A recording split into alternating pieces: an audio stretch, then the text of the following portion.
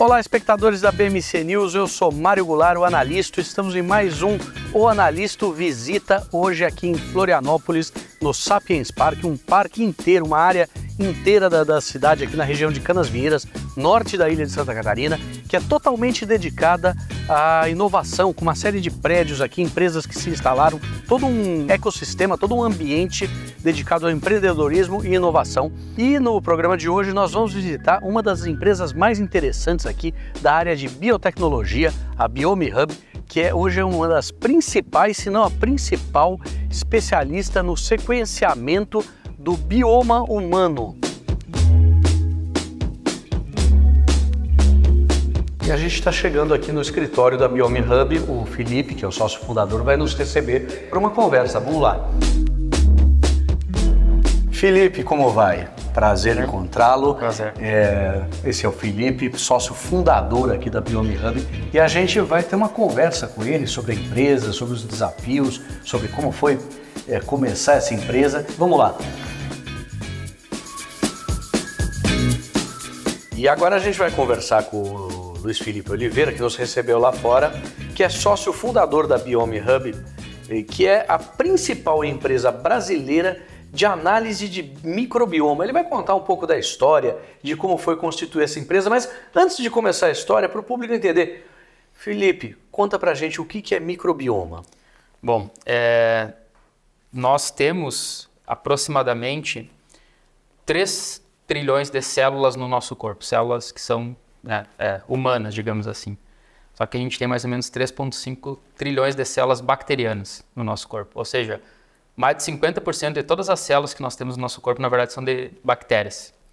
E se a gente for fazer uma comparação entre quantidade de DNA, ou, na verdade, número de genes que a gente possui, o genoma humano hoje tem mapeado mais ou menos 20 milhões de genes que codificam proteínas e enzimas, enquanto todo esse conjunto de células bacterianas no nosso corpo adiciona mais de 2 milhões de genes no nosso corpo.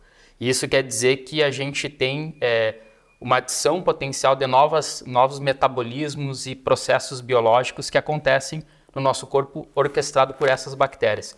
E quando a gente fala de microbioma, a gente fala mais de microambientes que estão relacionados a esse processo de interação entre o nosso corpo e essas bactérias. Então, vou dar alguns exemplos. Microbioma oral, a gente se refere a todo esse ecossistema que existe na nossa cavidade oral e que está relacionado com vários processos de saúde e de doença. Microbiota intestinal, a mesma coisa, né? As bactérias do nosso intestino e a relação entre essas bactérias e vários desses processos que podem desencadear promoção de saúde ou, eventualmente, desencadear alguma doença. Então, dependendo do tipo de bactéria e, no caso do intestino, dependendo do que a gente se alimenta, por exemplo, a gente pode ou promover alguns processos que melhoram a nossa saúde ou, eventualmente, até levar ao desenvolvimento de algumas condições de doença. Perfeito, é absolutamente impressionante, né? Você pensar que mais da metade das células que estão no seu corpo não são suas, são de bactérias que não são, essencialmente não são você, né? É um negócio muito interessante e que está sendo, acho que só agora, bem compreendido pela ciência, bem estudado, e a gente vai ver aqui que isso traz uma série de implicações e a Biome Hub ela tem uma série de soluções baseadas nas informações que chegam desse ambiente bacteriano. Mas, Felipe, vamos falar um pouquinho da história da empresa. Me conta um pouco, vocês começaram como... Vocês já são o spin-off de uma outra empresa. Fala rapidamente dessa primeira empresa e me explica por que vocês decidiram fazer um spin-off. Perfeito. Eu sou biólogo de formação e tenho mestrado e doutorado na área de genética e biologia molecular e bioinformática, né? É minha área de formação. E quando eu estava nessa transição do meu mestrado para o meu doutorado, decidi empreender. Eu, um colega e mais 2 amigos, um colega de graduação e de pós-graduação e mais 2 amigos que eram de outras áreas, decidimos criar uma empresa. Nós iniciamos concorrendo a alguns prêmios, né? Porque naquela época, eu estou falando 2011, né? A palavra empreendedorismo era muito pouco usada ainda mais na área de biotecnologia. A gente tinha muito mais naquela época um dos marketplaces, então todo mundo que estava olhando para empreendedorismo estava olhando para esse tipo de mercado. E a gente acabou ganhando um prêmio Santander Empreendedorismo nas universidades, aqui no Brasil, e a gente ganhou a chance de participar do Ibero-Americano, que a gente também ganhou. E aí a primeira empresa que a gente fundou foi a Neo Prospecta. Hoje a Neo Prospecta é um dos principais players, é o principal player do Brasil e um dos principais do mundo em análise de microbioma de indústria de alimentos. E na jornada da construção da Neo Prospecta, a gente viu algumas outras oportunidades de aplicar as tecnologias que a gente tinha desenvolvido também para a área de saúde. Em 2016 para 2017, a gente começou a pilotar os primeiros testes de microbioma humano. A gente já tinha testes de microbioma hospitalar, que daí o foco é analisar o microbioma do hospital para prevenir infecção hospitalar. E aí a gente viu que eram dois business completamente diferentes, trabalhar com indústria, trabalhar com a área de saúde. E foi aí que a gente decidiu fazer essa spin-off, né? Na época a gente estava também passando por uma rodada de investimento no qual o Hospital Albert Einstein investiu na empresa. E ali foi o fator determinante para a gente fazer essa virada e separar as duas empresas, né? Então fazer uma spin-off com foco só na área de saúde humana. Você vê o grau de interesse que a Neo Prospecta, que é a empresa, vamos dizer assim, mãe da BiomeHub, ela foi investida pelo Hospital Albert Einstein, talvez a maior referência em saúde no Brasil, considerado o melhor hospital do Brasil, não desmerecendo outros, mas ele é considerado o melhor hospital do Brasil, e acabou investindo na empresa. Então você imagina a dimensão e o grau de rigor que foi levado nessa apuração da Neo Prospecta antes de ser investida, né? Mas contando um pouco aí da sua jornada empreendedora, qual foi o momento em que vocês perceberam, vocês e seus sócios, perceberam que vocês tinham um produto que era não só cientificamente adequado, mas que ele seria comercialmente viável, que aquilo ia dar certo? Vocês tiveram um momento chave? Acredito que sim, mas não foi um momento, mas eu acho que foi um conjunto de fatores que foram acontecendo, né? E na verdade, acho que como qualquer empreendedor, talvez que saiu da academia e não tinha experiência com negócio, né, com gestão de negócio, a gente ficou muito tempo focando mais em tecnologia do que efetivamente no mercado. E as primeiras soluções que a gente desenvolveu, elas não tinham aquele product market fit adequado para o mercado, né? Então a gente primeiro se tornou uma empresa muito que a gente chama de tech driven, né? Que ela é muito mais focada na tecnologia e não tanto no mercado. E foi ali em 2016, quando a gente cresceu 900% de um ano para o outro, que a gente percebeu que a gente tinha encontrado um mercado que efetivamente tinha o potencial de fazer a gente escalar, que foi justamente as nossas tecnologias aplicadas para a área da indústria de alimentos, né? Então hoje a gente trabalha os dois principais segmentos, a indústria de alimentos e a indústria farmacêutica, no caso da ANEL. E aí a gente conseguiu perceber, né, que a gente tinha acertado a mão. E isso quer dizer que a gente demorou mais ou menos uns 4 a 5 anos para conseguir ter o primeiro produto escalável da empresa. Quando a gente começou a BiomeHub, né, que a BiomeHub daí surgiu já ali na virada efetivamente de 2019 para 2020, a gente chegou ao nosso primeiro milhão no primeiro ano, né? Então, na Neo Prospecta a gente demorou quase 5 anos para atingir o primeiro milhão de receita. Na BiomeHub a gente atingiu no primeiro ano. Mas aí vocês já tinha mais bastante experiência de como fazer negócio, de como vender, né? Esse é um ponto interessante. Você tem a taxa de mortalidade de startups é muito alta. Agora imagina, nesse caso, eles passaram aí 4, 5 anos investindo em tecnologia, sem saber exatamente, talvez até vender muito bem o peixe deles. Praticamente, vocês tiveram bastante dificuldade no começo, né? Vocês praticamente quebraram em algum momento e perseveraram nisso. Tem que ter funding, não tem jeito, o empreendedor precisa de funding, mas se não tivesse essa perseverança, provavelmente seria uma excelente ideia, uma grande empresa que estaria no cemitério das startups, né? A gente teve bastante sorte assim, no início de ter encontrado investidores que acreditavam na ideia, acreditavam na gente quanto empreendedor. e ajudaram muito no nosso desenvolvimento enquanto empreendedor, né? Porque acho que dos principais pontos assim é que a gente teve investidores institucionais e teve investidores com perfil empreendedor, assim, que puxavam a gente, que desafiavam a gente e ajudaram bastante a gente nessa jornada entre sair do mindset estritamente acadêmico e conseguir juntar essa visão, sabe, de tecnologia e de mercado, que eu acho que foi, pelo menos para mim, assim, uma das principais viradas que eu tive enquanto empreendedor, quando eu consegui olhar para essas duas coisas como uma coisa só, né? Consegui criar estratégias que eu conseguisse juntar essa visão técnica com visão de negócio. E até que ponto você sente que vocês estarem em um ambiente, nós estamos aqui, a sede da Biome Hub fica dentro de um parque de inovação que fica aqui na região de Canasvieiras, norte da ilha de Santa Catarina, Florianópolis.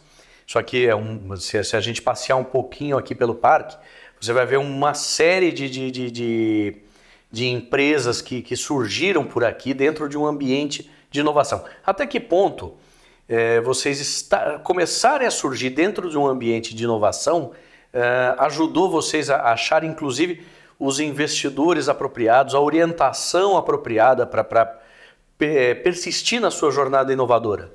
Na verdade fez toda a diferença. Um detalhe que eu não contei é que a empresa foi criada em Porto Alegre, né? Eu fiz meu mestrado e meu doutorado na URGS e mais ou menos ali metade de 2011, final de 2012, a gente conheceu alguns atores aqui do ecossistema de Florianópolis que gostaram bastante da nossa ideia e eles ajudaram a gente a fazer essa transferência da empresa lá de Porto Alegre aqui para Florianópolis e foi justamente aqui que a gente efetivamente conseguiu desenvolver a empresa, né? Então, provavelmente, hoje o Rio Grande do Sul já melhorou bastante em termos de ecossistema de inovação. Porto Alegre já é uma cidade bem mais pujante com relação a isso, mas na época não era.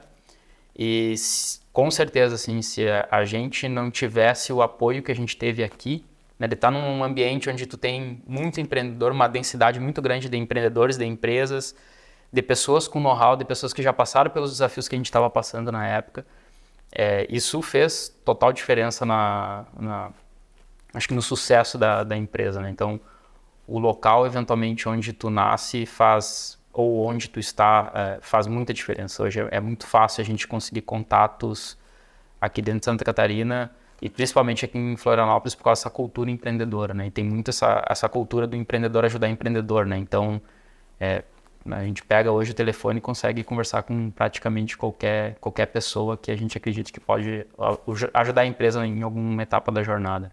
Isso fez bastante diferença. E a gente vê, esse ambiente é bastante vibrante, né? Você tem, então, empresas de biotecnologia, você tem empresas de nanotecnologia, que é uma área mais química, embora relacionada também com a biologia. Você tem empresas de software, você tem empresas de drones, você tem a área industrial também muito forte. A gente vê aí laboratórios industriais extremamente gabaritados, extremamente preparados para atender demandas muito específicas da indústria, né? Você tem o estado de Santa Catarina é muito ligado, desde sempre, né? Ele tem uma região industrial muito forte lá na região de Joinville, Jaraguá do Sul, é bastante forte essa cultura industrial e parece que aqui em Florianópolis a coisa se consolidou e você tem um ambiente onde todo mundo está querendo vir para cá. Então eles vieram de Porto Alegre, eu conheço empreendedores que vieram de São Paulo, pasme, né? São Paulo sempre foi o centro financeiro do Brasil, pelo menos durante todo o século XX, começo do XXI, já vem trazendo empreendedores de São Paulo para virem empreender aqui porque o ambiente é mais propício. A gente está conversando aqui com o Luiz Felipe de Oliveira, sócio fundador da Biome Hub. A gente vai para um rápido intervalo e já volta. Olá, espectadores, estamos de volta aqui na Biome Hub, estamos conversando com o sócio fundador Luiz Felipe de Oliveira. Mas me conta um pouquinho sobre os seus clientes, quem que compra os seus serviços da Biome Hub? Hoje nós somos o principal fornecedor de testes no modelo B2B, então os principais laboratórios do Brasil, as grandes marcas, terceirizam com a gente hoje o exame, né? Então os exames de microbioma que estão no mercado através desses grandes players são os exames da Biome Hub. E a gente também tem trabalhado bastante com a educação dos profissionais de saúde, né? Então a gente hoje tem uma estratégia que a gente chama de B2P, que é justamente entrar em contato de forma ativa com os prescritores das áreas de atuação dos exames, né? Então, se a gente for pegar a microbiota intestinal, a gente trabalha mais com médicos e nutricionistas, microbioma vaginal com ginecologistas e também tem algumas aplicações para a área de nutrição, e microbioma oral, basicamente, dentistas. Então, a gente entra em contato com esses prescritores e a gente criou uma jornada onde eles têm toda a formação necessária para poder usar os exames de forma adequada, né? Então, a gente tem médicos e nutricionistas também na nossa equipe que ajudam nesse processo de educação. E então, esses são os, digamos assim, os dois principais clientes que a gente tem, né? Os grandes laboratórios e o mercado que a gente atua de forma direta e indireta também ajudando os nossos parceiros, inclusive, a acessar esses prescritores. E por grandes laboratórios, entenda aqui todas as grandes cadeias que você pensou aí, todas elas são clientes da Biome Hub. Tá? É bastante relevante a posição deles no mercado em termos de abrangência pelos laboratórios. E agora começando essa segunda vertente, digamos assim, com os prescritores, com médicos e nutricionistas. Conta um pouquinho desses exames, o que a gente pode saber sobre esses exames. A gente vai conhecer um pouco mais de como eles funcionam no laboratório, mas eu acho que ele pode contar aqui um pouquinho sobre isso para a gente. Perfeito. Então, vou citar alguns. Eu acho que talvez que hoje é um dos exames que mais cresce no nosso portfólio do microbioma vaginal, que o foco é saúde da mulher. Então, é impressionante assim, que mais de 50% dos casos de vaginite, vaginose ou candidíase, eles não são diagnosticados, né? Os ginecologistas geralmente tratam o sintoma, e o que acontece é que quando o sintoma é tratado e o tratamento ele efetivamente não resolve o problema, que é atacar o agente etiológico que está causando aquele sintoma, as mulheres acabam passando por um problema de vaginite, vaginose ou candidíase de recorrência, né? Então isso se torna um problema crônico para a mulher e ela tem que ficar fazendo tratamentos constantes. E o que o nosso exame faz é, através de uma autocoleta, que a mulher pode fazer em casa, ela também pode fazer nas clínicas, tem clínicas que fazem essa coleta, a gente consegue mapear todos os micro-organismos do ambiente vaginal e com isso dá muito mais assertividade para o médico identificar qual que é o problema daquela mulher. Dar um exemplo para vocês, se a gente for pegar candidíase, que é causado por um fungo, cândida, e aí tem vários tipos de cândida, e dependendo do tipo de cândida, tu pode usar um tratamento ou não, né, porque elas vão responder de forma diferente. Mas a gente tem uma grande parte dessas candidíases, na verdade, que não são candidíases, né? O sintoma é idêntico à candidíase, mas o que acontece no ambiente vaginal é que diminui muito o pH e a mulher acaba tendo uma vaginose citolítica, que é só problema do pH muito ácido, né? Então, tu não precisa usar um antifúngico, na verdade, só faz uma regulação do pH. E isso é boa parte dos casos, que antes os ginecologistas desconheciam, né? E com o nosso exame eles estão aprendendo agora essas novas etiologias. Prescreviam o medicamento direto, que não ia tratar da causa, né? E eventualmente até esse medicamento ajudava um pouco no pH, mas logo depois voltava de novo o sintoma, né? Então, assim como esse caso específico, existem vários outros que quando tu sabe a etiologia da doença, tu consegue fazer um diagnóstico e um tratamento muito mais preciso, né?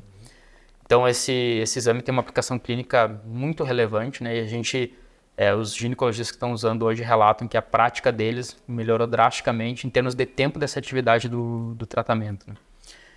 A gente tem o exame de microbiota intestinal, que é um exame mais amplo, então existem várias condições que a gente consegue ajudar os médicos tanto a diagnosticar condições, como, por exemplo, as doenças intestinais inflamatórias, síndrome do intestino irritável, colite ulcerativa, doença de Crohn. Existem marcadores bem fortes já para câncer do colo do intestino, que tem algumas bactérias que elas são super representadas na microbiota intestinal quando as pessoas têm esse tipo de sintoma, esse tipo de condição. Então, de forma invasiva, de forma preventiva, né, a gente consegue ajudar o médico a identificar o aumento do risco do paciente ter esse tipo de condição ou já estar com esse tipo de condição. Sim. Sem falar de toda a parte nutricional, né, porque a gente tem uma coisa que é bem importante comentar. Eu falei da questão da relevância dos genes das bactérias para o nosso corpo, né? Então, imagina que hoje, de forma efetiva, a nossa microbiota, que a gente chama de segundo genoma, né, todo esse conjunto de bactérias, é efetivamente a parte do nosso genoma que a gente consegue manipular melhor, né, com mais segurança e hoje com métodos que já são descritos na literatura, né, diferente do DNA humano que a gente está nessa corrida para fazer edição.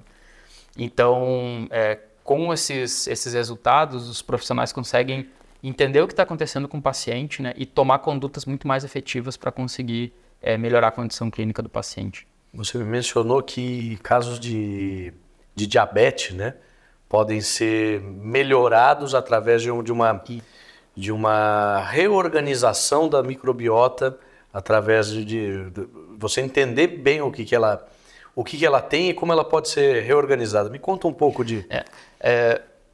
As bactérias que estão no nosso intestino, elas metabolizam tudo que a gente come, né? Então, na verdade, a gente geralmente não absorve direto a grande maioria dos nutrientes, das fibras, dos açúcares, tudo passam pelo processo de metabolização dessas bactérias. E aí, dependendo do tipo de bactéria que a gente tem no intestino, ela pode processar os açúcares, esses carboidratos, de forma diferente. Então, uma pessoa que come um determinado pão, ela pode responder diferente do que o outro indivíduo, dependendo do tipo da microbiota, né? Então, através do entendimento ali do perfil da microbiota do paciente, a gente pode ajustar a dieta dele para que ele possa ter uma melhor resposta glicêmica. E também tem o outro ponto, né, que é o que vai caminhar a evolução com relação ao tratamento de diabetes, que é também a gente manipular a microbiota do paciente para ele poder comer o que ele tem, que ele gosta mais, que ele se adapta mais, através da modificação das bactérias, que daí é fazer o processo ao contrário, né? A criação de uma cultura dentro do intestino da pessoa para que a estrutura dessa microbiota consiga digerir melhor a dieta que o paciente mais gosta, certo? Exato. Já tem várias pesquisas nessa linha. A gente está com um estudo clínico agora, um clinical trial com resposta glicêmica. A gente está estudando agora mais perfil de resposta glicêmica em indivíduos saudáveis para tentar traçar melhor essa relação entre perfil de bactéria e resposta glicêmica, para daí a partir desse entendimento, partir estudos para pessoas com pré-diabetes e diabetes do tipo 2. E tem uma outra área do microbioma, porque essa área ela divide em duas grandes áreas assim, que a gente pode falar. Uma é a área de diagnóstico e prognóstico, que é justamente esse trabalho que a gente tem feito agora. E a outra é uma área de atuação que a gente já começou a atuar agora também nessa descoberta, porque existem várias dessas bactérias que estão no nosso intestino, elas são consideradas como potenciais medicamentos, né? Então, probióticos são suplementos alimentares e tem uma categoria que a gente chama de LBP, que é Live Biotherapeutic Products, que são produtos bioterapêuticos vivos, no caso bactérias, que elas têm propriedades medicamentosas, terapêuticas, igual um medicamento. Aí tem toda a fase de desenvolvimento pré-clínico e clínico que precisa ser feito, mas hoje a gente já tem os primeiros LBPs que foram aprovados no FDA, fazem 2 anos que os primeiros saíram, e a gente tem hoje em pipelines de desenvolvimento da indústria farmacêutica LBPs relacionados à resposta à imunoterapia. Então tem algumas bactérias que fazem boost no nosso sistema imunológico e fazem com que pacientes que não respondam à imunoterapia comecem a responder, porque essas bactérias vão ativar algumas partes do sistema imune.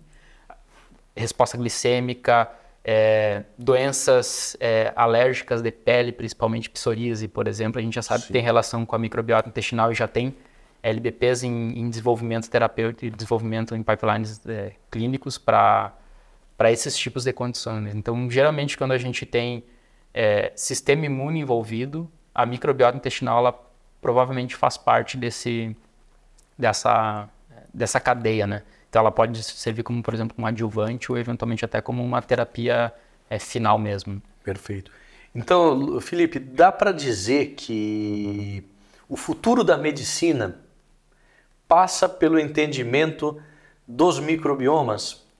Com certeza. Hoje, inclusive saiu um artigo na Nature, uma revisão na Nature, que aponta que em no máximo 10 anos, tecnologias de microbioma, tanto para diagnóstico, prognóstico quanto para terapia, elas vão estar completamente inseridas dentro da prática clínica, porque já se sabe do tamanho da relevância que a microbiota tem para a saúde humana, né? Então, entender os microbiomas e fazer os tratamentos adequados dependendo desse perfil vai ser integrado à prática clínica, assim como os testes genéticos hoje já foram integrados na medicina também. Muito interessante. Você está vendo que a gente vem aqui ver onde a ciência está acontecendo.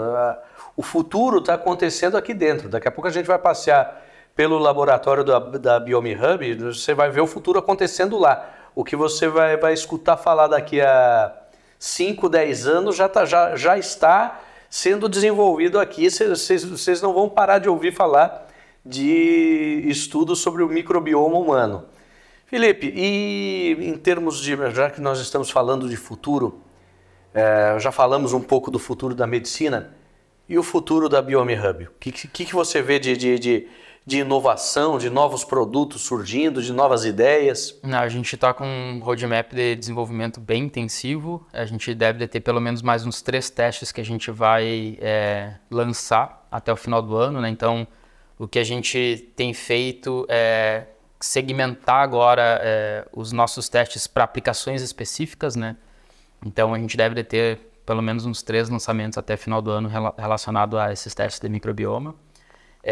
A gente vai lançar pelo menos mais um teste na área de saúde da mulher, que vai ser um teste em conjunto, que vai funcionar em conjunto com o teste de microbioma que a gente tem no mercado hoje. E uma das áreas mais promissoras que a gente vê no médio e longo prazo é justamente essa parte de desenvolvimento terapêutico, né? Então, como a gente realiza também bastante estudo clínico aqui para poder desenvolver esses marcadores, né, e fazer essas validações de diagnóstico e prognóstico, a gente também começou agora a procurar por esses marcadores, isolar e identificar esses alvos que possam se tornar terapêuticos, né? Então, eventualmente, esses mesmos alvos que a gente encontra como promotores da saúde ou está relacionado positivamente com uma característica de saúde, a gente vai começar a avaliar eles também como potencial de desenvolvimento terapêutico. Então, o que a gente quer unir é isso, desenvolver o diagnóstico e depois também desenvolver terapia ou terapia para resolver o problema. Exato. Efetivamente diagnosticado, né? Puxa, bastante interessante. Eu acho que temos aí muita coisa que vai contribuir com a qualidade de vida das pessoas, com a saúde das pessoas, né? Muito relevante. A gente está aqui na Biome Hub conversando com o Luiz Felipe de Oliveira. Vamos para um rápido intervalo e já voltamos. Olá, espectadores, estamos de volta aqui na Biome Hub, estamos conversando com o sócio fundador Luiz Felipe de Oliveira. E Felipe, ao contrário do nosso DNA, que é fixo, ele já está escrito, ele é imutável, né? Esse perfil do microbioma, ele varia bastante de acordo com a fase de vida. Conta um pouco mais disso, como é que isso é relevante na definição de diagnósticos e terapêuticas? Perfeito. Isso é um outro ponto que é super, pensando do ponto de vista de negócio também, né? Uma grande oportunidade na área dos diagnósticos e terapias de microbioma humano, porque, que nem tu mencionou, né? Uma vez que a gente faz um teste genético, a gente não precisa mais, teoricamente, fazer ele ao longo da vida, né? Pensando principalmente nos testes autossômicos. Por exemplo, os gatilhos já estão lá e você já sabe quais eles são. Por exemplo, tem BRCA1 e 2, né? A mulher vai fazer uma vez só na vida. Só que quando a gente pensa em microbioma, a gente tem um processo de desenvolvimento da nossa microbiota que começa desde o momento ali que a gente nasce, né? Inclusive no desenvolvimento do indivíduo enquanto embrião, mas mais ali no momento que a gente nasce até a fase final da nossa vida, né? E entender esses parâmetros e saber mais ou menos o que a gente precisa ter em termos de estrutura ou tipos de bactérias fazem com que a gente possa necessite fazer vários exames ao longo da vida, né? Se a pessoa tem alguma condição clínica. E isso permite, né, pensando em segmentação de mercado, em ter testes específicos para condições específicas que são associadas a faixas etárias, faz com que o mercado ele seja muito maior do que um potencial, por exemplo, no mercado genético, né? Principalmente porque o indivíduo ele pode fazer vários exames ao longo da vida dele, né? Diferente de um teste genético que vai fazer uma vez só. Então isso demonstra potencial de mercado e tem essa característica que aí é a parte do desafio, né? Porque a gente precisa cada vez mais entender os padrões, né? Então a gente está, por exemplo, agora fazendo um estudo em idosos e um estudo em crianças para entender melhor qual que é o padrão no Brasil dessas crianças e desses idosos, para que a gente, quando for fazer os exames, por exemplo, de uma faixa etária menor, ali de crianças entre 3 a 12 anos, a gente possa comparar o perfil dessa criança com o perfil de uma população saudável nessa mesma faixa etária, por causa dessas mudanças, né? Então a gente tem um potencial de mercado super grande, de segmentação de mercado bem interessante, mas ao mesmo tempo a gente tem um desafio tecnológico e técnico, né? Que é conhecer bem esses padrões nessas diferentes fases da vida para que a gente possa ter um diagnóstico também mais preciso. Quando você me fala em reconhecimento de padrões, me veio imediatamente à cabeça o termo inteligência artificial. Como é que está sendo o uso da inteligência artificial no teu processo? Vocês já estão usando isso de forma mais dinâmica, ou está começando, ou já é bem antigo? Conta um pouco para a gente como é que está sendo aí o emprego das ferramentas de inteligência artificial no seu negócio. Perfeito. Acho que se a gente fala muito hoje de inteligência artificial pensando mais nessas tecnologias generativas, né? Mas em ciências, nessa área que a gente chama, né, de bioinformática e biologia computacional, a gente usa machine learning, que é uma forma Sim. de inteligência artificial há muitos anos. Então, vários desses algoritmos que a gente utiliza para identificar esses padrões, eles têm como base algumas abordagens de machine learning, né? Então, isso é algo que efetivamente a gente precisa trabalhar, métodos estatísticos e de machine learning para conseguir entender esses padrões e saber quais são as diferenças, né, entre um indivíduo, por exemplo, com uma determinada condição clínica e um indivíduo saudável, né? Então, a gente usa bastante essas tecnologias. A inteligência generativa, a gente começou a fazer alguns pilotos agora mais nessa questão de data mining da literatura científica, né? Então, fazer busca por informação do que está sendo publicado de forma mais automatizada para que a gente consiga nutrir os nossos bancos de dados internos para a gente entender esses outcomes, né? E entender mais rapidamente quando a gente encontra alguma coisa no nosso estudo ou num paciente, o que a literatura científica já tem, já descreveu sobre aquela condição. Então a gente tem usado a inteligência artificial generativa mais para testar essas abordagens, mas para a nossa aplicação mais científica ainda, essas bases de dados ainda elas são mais para conhecimento, como é que eu vou dizer, mais público ainda, geral, né? E elas não tá ainda num nível tão específico, né? Mas a gente acredita que logo a gente vai poder incorporar, principalmente treinando base de dados que a gente já tenha minerado, né? Até porque os dados não existiam, né? Em sendo uma ciência relativamente nova, né? Esse estudo do microbioma humano, não existiam tantas informações disponíveis.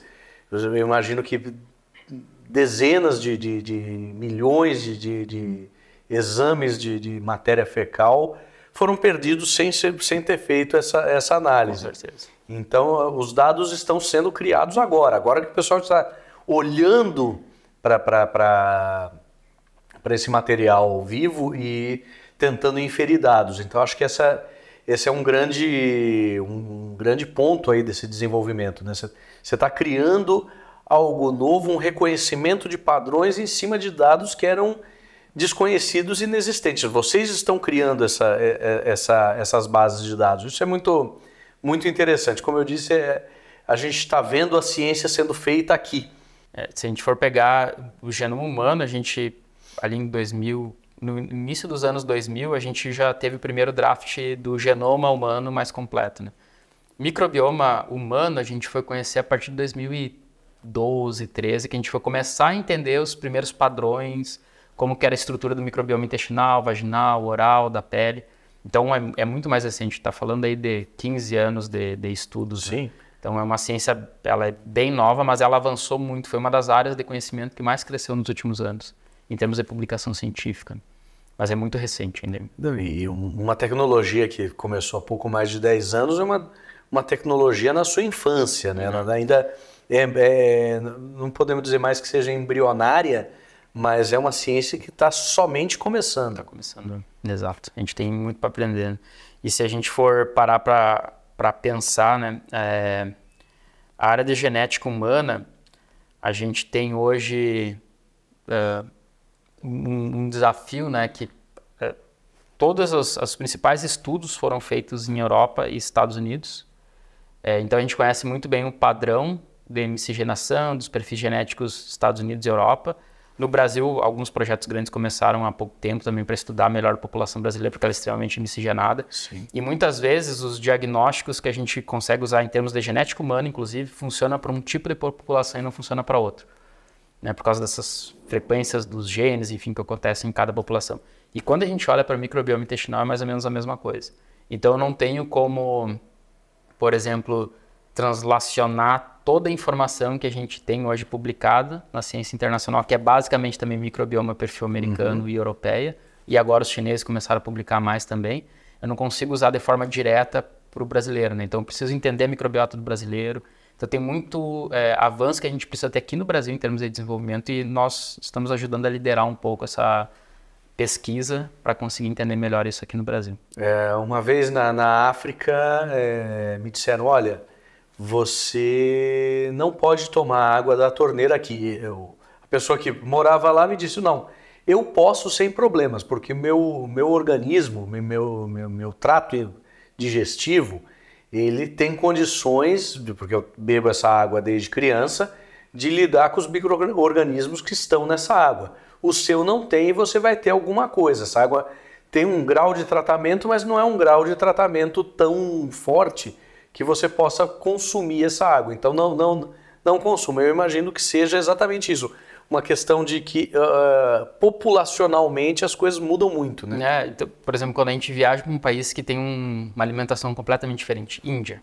Todos os amigos que eu tenho que já foram para a Índia, ficaram um tempo, uma semana, 2 semanas, um mês na Índia, falam que no início eles têm vários problemas gastrointestinais, sim, porque a microbiota deles não é acostumada com o tipo do perfil da alimentação. E a partir do momento que tu começa a se alimentar daquela forma, tu vai selecionando bactérias que se adequam bem àquele tipo de alimentação. Então isso é super importante, que é essa questão da adaptabilidade. Por isso que o perfil da microbiota do indiano vai ser bem diferente do que o perfil da microbiota do brasileiro, né? E essas nuances que a gente precisa saber para conseguir ter as inferências certas para poder fazer o diagnóstico de forma correta, né? Então é um processo adaptativo super, super importante, né? E acho que só para complementar, tem uma outra área que a gente agora começou a tatear, nós e a comunidade científica de forma geral, que é entender como os medicamentos são metabolizados no nosso corpo. Porque o que acontece? Tem vários medicamentos que o paciente tem toda a clínica para responder aquele tratamento, só que ele toma aquele medicamento e ele não responde. Parte disso a gente já sabe que está relacionado aos nossos genes. Tem genes que vão metabolizar esses medicamentos e daí tu pode ser metabolizador rápido, lento, e isso faz uma diferença bem grande em termos de resposta terapêutica. Só que agora a gente já sabe que boa parte desses medicamentos, principalmente de consumo oral, eles são modificados pelas nossas bactérias, e alguns deles a gente já sabe o que acontece. Por exemplo, o levodopa, que é para tratamento de Parkinson, tem umas bactérias no nosso corpo que modificam esse medicamento e fazem com que esse medicamento não consiga passar a barreira hematocefálica. Então, tu vai ter aumento do nível sérico e tu não vai ter o outcome clínico desejado. Uhum. Mas não é porque o paciente não tem a clínica para responder, é porque ele tem ali umas bactérias que vão fazer essa modificação. Então, essa é uma outra área que começaram os estudos agora de ciência básica para entender melhor metabolismo de medicamentos e o que essa modificação vai fazer em termos de resposta ao tratamento, né? Então é uma outra área que está se abrindo super interessante, né? Que a gente vai conseguir eventualmente escolher o melhor tratamento dependendo da microbiota ou modificar a primeira microbiota para daí começar a aplicar um determinado tratamento. Esse é um aspecto interessantíssimo, a gente já falou dele, né? O seu DNA é imutável, você não tem o que fazer com ele, mas a microbiota é mutável, então você pode mexer nela para ter uma absorção melhor a forma de execução de um tratamento. Isso é muito interessante. Eu fiquei assim absolutamente impressionado com as potencialidades que esse conhecimento acaba trazendo aí para a saúde e para o bem-estar humano. A gente esteve aqui conversando com o Luiz Felipe de Oliveira, sócio fundador da Biome Hub, e agora a gente vai para o laboratório entender um pouco desses processos que ele contou aqui. Nós estamos aqui no laboratório da Biome Hub, estamos com o Felipe, e a gente vai fazer uma visita aqui, entender um pouquinho como é que funciona esse processo de análise do microbioma humano. Vamos lá, vem comigo. Aqui é onde a gente faz as principais etapas de manipulação das amostras, né? Então, aqui nós temos cabines de segurança, que são cabines onde o ar dentro dela é estéreo, para que quando a gente abra, por exemplo, um tubo com uma amostra, né, a gente não tenha o ar externo contaminando essa amostra e nem essa amostra eventualmente contaminando também as pessoas que estão manipulando, né? A primeira etapa do processo é a gente colocar alguns reagentes ali, junto com umas beads, micro bolinhas. A amostra vem para esse tipo de equipamento que a gente chama de ruptor. Então ele faz uma lise mecânica, ele sacode esses tubinhos com essas beads, e essas beads elas batem na célula das bactérias, fazendo com que essas células das bactérias elas se rompam, né? Então a gente usa um mix entre extração por mecânica, né, por essa que a gente chama de bead beating, e por alguns outros reagentes químicos que ajudam também a fazer com que essas células das bactérias elas estourem. E aí depois a gente vem para esse equipamento, que é um equipamento que faz a separação do DNA, né, através de um processo por magnetismo. A partir daqui, ele vem para esse outro equipamento, que é um equipamento onde a gente faz algumas outras inclusões de enzimas e insumos biotecnológicos que fazem o preparo desse DNA para que ele possa ser sequenciado, né? Então a gente não pode sequenciar o DNA direto, a gente tem que fazer uma manipulação nesse DNA, e aí a partir desse processo a gente começa o sequenciamento do DNA, que fica nessa outra sala. Aqui tem uma outra área que a gente utiliza que faz, onde a gente só manipula soluções, então aqui dentro não entra amostra. Então aqui a gente prepara, por exemplo, todas as enzimas, que as enzimas funcionam como se fossem ferramentas, que nem prego, martelo, alicate, para a gente manipular o DNA. Para ele ir lá para aquela sala onde eu mostrei para vocês que a gente faz o processo de extração de DNA. E aqui a gente chama que é uma área especial. Nessa área aqui, a gente tem os equipamentos que são final de processo, né? Então, aqui nós temos o sequenciador de DNA, que é um sequenciador de última geração. A gente estava conversando antes, talvez um dos grandes investimentos da empresa, né? Esse aqui é o equipamento mais caro que a gente tem hoje, com certeza é esse aqui. E esse aqui já é um sequenciador de DNA portátil, né? Que ele é pequenininho, ele é um outro tipo de tecnologia, né? A gente consegue sequenciar um volume muito menor de DNA. Aqui a gente tem alguns outros equipamentos, né, que a gente utiliza para fazer esse processo de amplificação do DNA, das regiões que a gente tem interesse em analisar.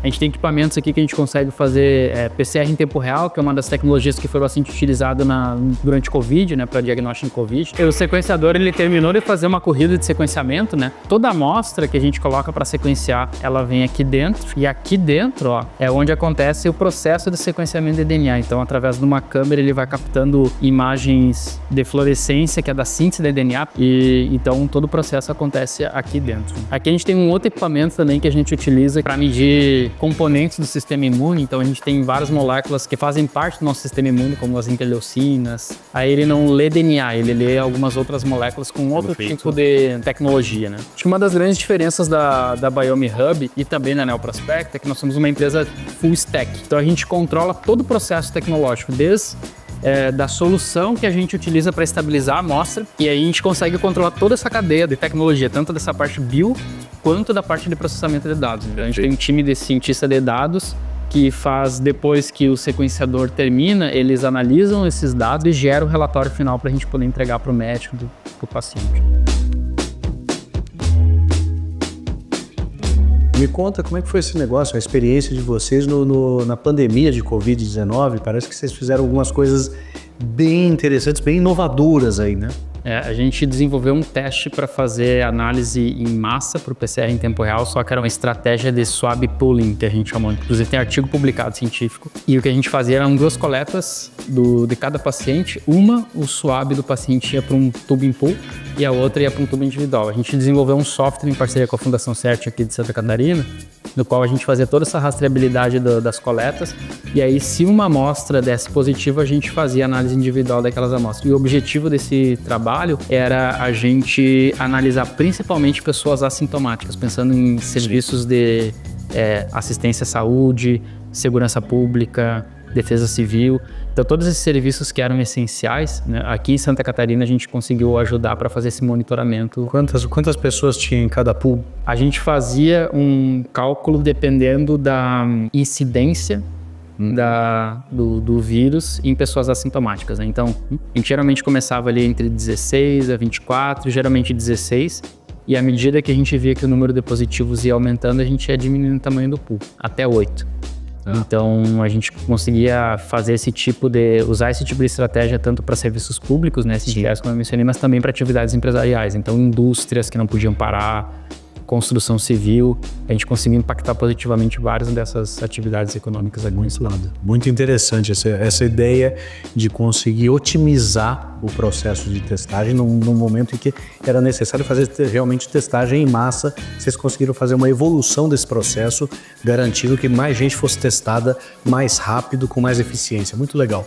E a gente também teve uma outra participação bem importante, que foi na vigilância genômica aqui no estado de Santa Catarina. Logo quando começou, antes, na verdade, de começar a vacinação em 2021, em parceria com a UFSC, a gente começou a fazer sequenciamento de genoma do Covid em amostras de paciente, para entender como que estava essa dinâmica das variantes aqui no estado, né? Em 2020, a gente começou a fazer os primeiros sequenciamentos em parceria com a UFSC, e depois a gente conseguiu fechar uma parceria com o estado, né? Nós, estado, LACEN e UFSC, para fazer um programa de monitoramento e vigilância genômica. E aí a gente, toda semana, a gente, junto com a UFSC, liberava relatórios do perfil das variantes aqui do estado para o estado poder tomar decisões com relação às condutas, né, de isolamento, abertura, enfim. Perfeito. Foi muito bacana. Muito bom isso. Lembrando que Santa Catarina foi um dos estados menos afetados aí pelo Covid, né? Foi um dos estados que conseguiu normalizar suas atividades antes. É importante ressaltar aí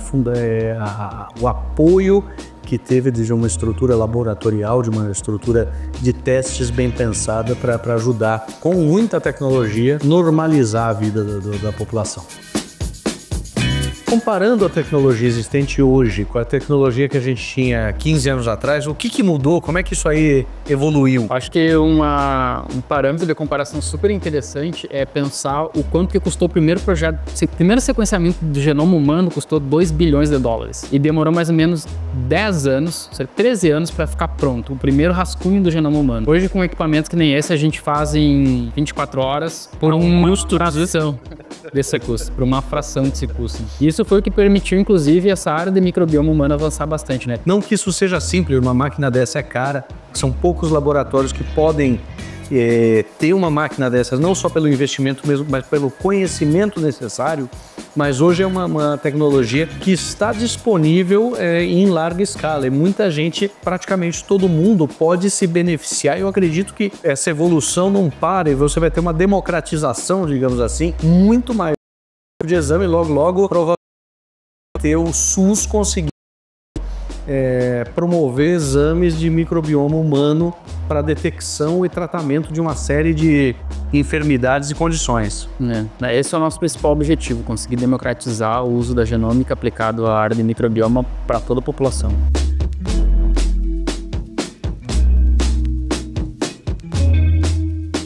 Muito bem, nós estivemos aqui batendo um papo, conversando com o Luiz Felipe de Oliveira, sócio fundador da Biome Hub, que deu uma aula para a gente sobre o que acontece no microbioma humano e como ele influencia aí uma série de questões de saúde. O Analista Visita fica por aqui, mas a gente volta visitando mais alguma empresa que vai trazer empreendedorismo e inovação. Até a próxima!